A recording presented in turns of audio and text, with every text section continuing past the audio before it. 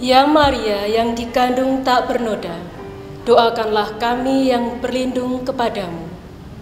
Suatu doa singkat yang dipesankan oleh Bunda Maria 190 tahun yang lalu kepada Suster Katarina Labori.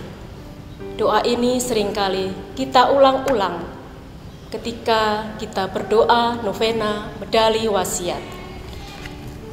Memasuki bulan November ini, pada tanggal 18 November hingga 26 November, kembali kita akan mengadakan novena medali wasiat.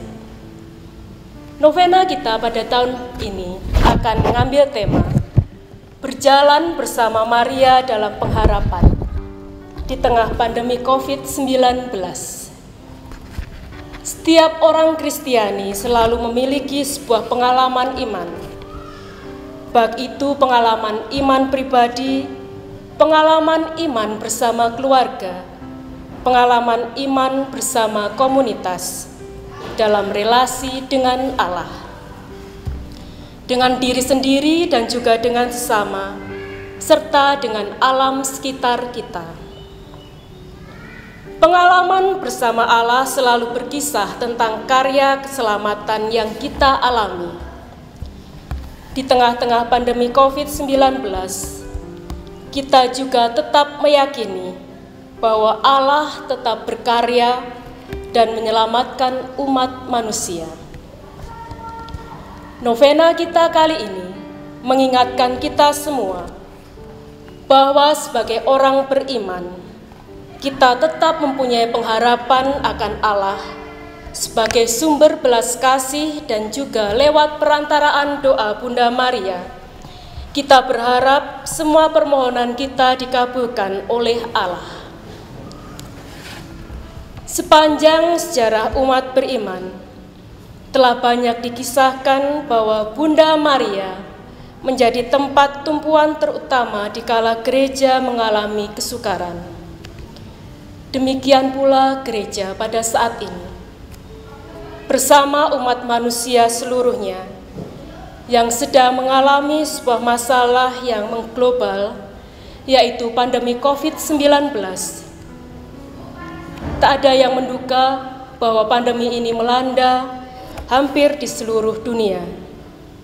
Bahkan hampir 1 tahun ini, pandemi ini berlangsung. Berbagai cara untuk menghentikan penyebaran pandemi, penyembuhan dan pencegahannya telah kita lakukan. Dalam situasi ini pula kita diajak untuk merenungkan bagaimana lingkungan kita selama ini. Apakah bumi dan lingkungan kita ini sehat? Mengapa ada virus yang demikian ganas? Bagaimana pula cara hidup kita saat ini? Dalam situasi sulit ini, begitu banyak dampak yang terjadi di semua aspek kehidupan yang membutuhkan perhatian dan saling menolong. Dalam novena ini kita juga diajak untuk banyak merenungkan bagaimana kita menjaga kelestarian alam, mengajak kita untuk bertobat dan mencintai alam, dan menjadikan lingkungan kita bersih dan sehat, agar kita juga hidup dengan sehat. Melalui perantaraan Bunda Maria dari medali wasiat, kita memohon rahmat yang dijanjikan Bunda Maria yang ia peroleh dari Allah. Semoga pandemi COVID-19 ini segera berakhir.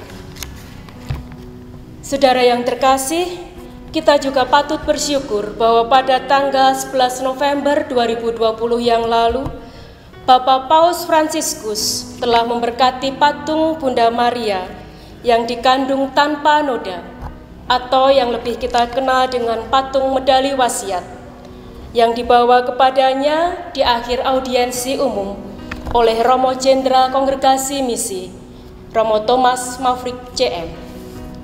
Patung ini akan dibawa ziarah Maria ke berbagai komunitas di Italia. Di saat seluruh dunia mengalami masa-masa sulit karena pandemi COVID-19, dan ketika masyarakat ditandai dengan kecemasan dan ketegangan, ziarah Maria ini merupakan perjalanan pewartaan kasih Tuhan yang penuh belas kasihan. Situasi ini membuka cakrawala baru yang menuntut perlunya persaudaraan baru yang mampu saling membantu dan saling menghargai. Melalui ziarah ini dan terinspirasi oleh karisma pendiri Santo Vincentius dan juga Santa Luisa yang memanggil untuk melayani Tuhan di dalam orang miskin, ingin mengingatkan kita bahwa pada hari ini perawan suci mengundang kita untuk ke kaki altar. Datanglah ke kaki altar. Di sana segala berkat akan dilimpahkan kepada mereka yang memintanya dengan kepercayaan dan dengan kesungguhan hati. Seperti apa yang dikatakan oleh perawan tersuci ketika menampakkan diri pada Santa Katarina Lapuri, seorang novis dari Suster Putri Kasih, pada tanggal 18 Juli 1830, yang kita kenal sebagai penampakan pertama medali wasiat. Pada pukul 11:30 malam, aku mendengar seorang memanggil namaku, "Suster, suster." Aku terbangun dan melihat seorang anak kecil berkata kepadaku, "Bangunlah segera dan pergilah ke kapel. Sang perawan tersuci sedang menunggumu." Anak kecil itu menuntunku menuju ke altar di dekat kursi Romo Direktur dan berkata kepadaku, "Inilah perawan tersuci." Perawan tersuci berada di dekat denganku, satu sisi hanya satu langkah saja. Aku berlutut di kaki altar. Dengan tanganku kuletakkan di atas pangkuannya. Itulah saat terindah dalam hidupku. Pada penampakan kedua pada tanggal 27 November 1830, pada pukul 17.30, setelah meditasi, sekali lagi Bunda Maria menampakkan diri kepada Suster Katarina. Dia berdiri pada sebuah bola dunia yang tampak separuh saja. Dalam kedua tangannya, dia memegang sebuah bola dunia yang lebih kecil dengan salib di atasnya. Kemudian aku mendengar, bola dunia ini mewakili seluruh dunia dan setiap orang pada khususnya. Kemudian Santa Katarina melihat Bunda Maria yang tetap berdiri di atas bola dunia itu, membuka tangannya, memancarkan sinar yang sangat indah dari jari-jarinya. Cincin-cincin pada jari-jari Bunda Maria memancarkan sinar pada bola dunia yang dipegangnya. Inilah lambang karunia yang kulimpahkan kepada orang-orang yang memintanya kepadaku. Dan di sekeliling Bunda Maria tampak lingkaran bulat telur dengan tulisan berwarna emas. Ya Maria yang dikandung tak bernoda, doakanlah kami yang berlindung kepadamu. Lalu terdengarlah suara, "Buatlah medali menurut bentuk ini. Mereka yang mengenakannya, apalagi dikenakan pada lehernya, akan menerima karunia-karunia besar dan berkat yang berlimpah akan diberikan kepada mereka yang percaya."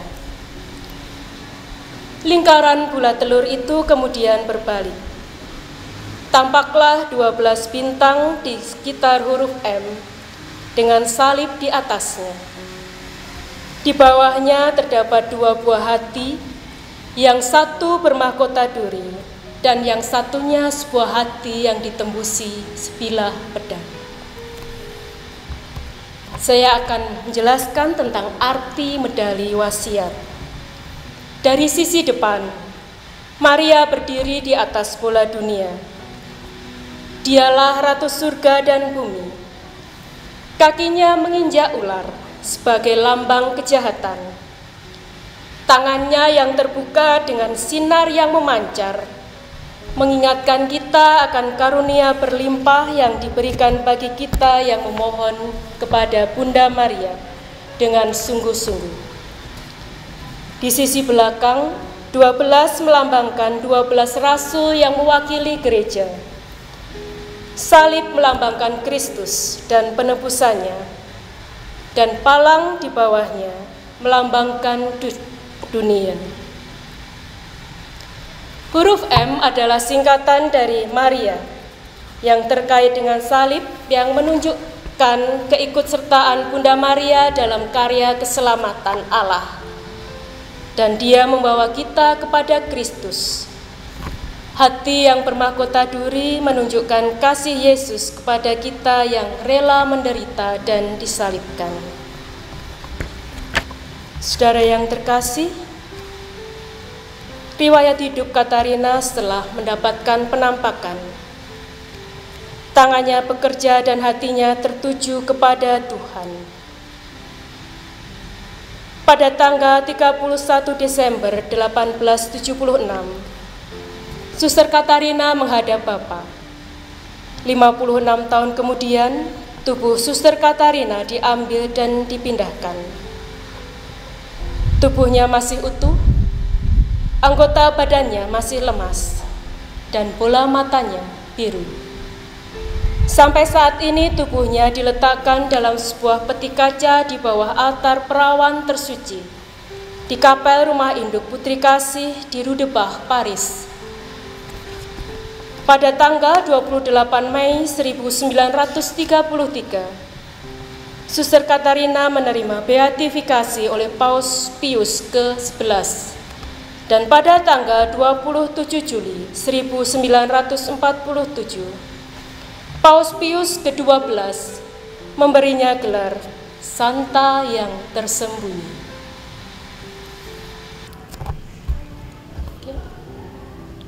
Saudara yang terkasih, berjalan bersama Maria dalam pengharapan di tengah pandemi COVID-19 yang menjadi tema novena medali wasiat tahun ini, dirumuskan oleh tim perumus novena medali wasiat Suster Putri Kasih Indonesia yang didasarkan atas pengharapan kita tahun ini, yang juga dilaksanakan setiap tahun sesuai dengan kebutuhan-kebutuhan kita dan pengharapan-pengharapan kita setiap tahunnya. Semoga novena tahun ini benar-benar menjadikan pengharapan kita, menjadikan benar-benar turunnya belas kasih Allah kepada dunia ini, sehingga COVID-19 segera berlalu. Marilah kita semua mengikuti pesan Bunda Maria, datang ke kaki altar, menyerahkan segala pengharapan kita, menyerahkan segala kekhawatiran kita, dengan mengikuti novena secara penuh, mulai tanggal 18 hingga tanggal 26 November. Di paroki-paroki yang mengadakan novena secara offline maupun juga bagi Anda yang tidak bisa mengikuti secara offline, Anda bisa mengikuti secara live streaming melalui channel Yakobis yang akan disiarkan dari 9 paroki dan akan dipersembahkan oleh para romo-romo kongregasi misi. Marilah kita semua mengikuti novena medali wasiat dengan sepenuh hati dan dengan penuh iman.